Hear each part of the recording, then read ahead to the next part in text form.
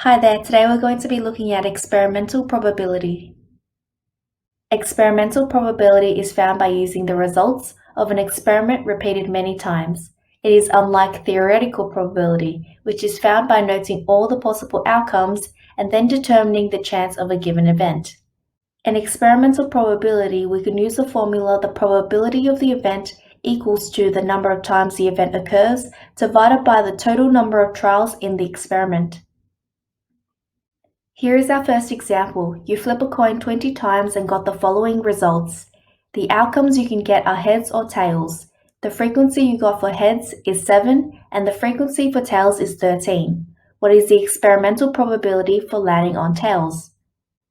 We'll write the probability of landing on tails is equal to the number of tails that we got divided by the total number of trials, which is 20. So our answer is 13 out of 20. Here is our next example. You roll a dice 50 times and obtain these results. The outcomes you can get are 1, 2, 3, 4, 5, and 6, and you have different frequencies for each of the outcomes. A. What is the experimental probability of rolling a 1? The probability of rolling a 1 in our experiment is 3 times out of the total number of trials, which is 50. So our answer becomes 3 out of 50. Part B. What is the experimental probability of rolling a 6?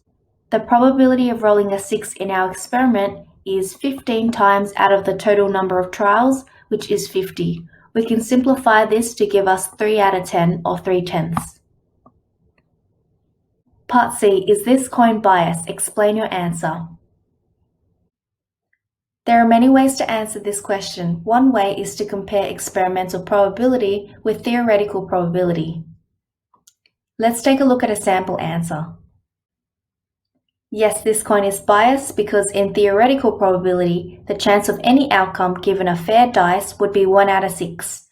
If we had 50 trials, the frequency of each outcome would be 50 multiplied 1 on 6, which gives approximately 8. However, our results in the table are very different. Thank you for watching this video. When you subscribe to Class Notes, you will learn more about maths and stay updated with weekly videos and learning material.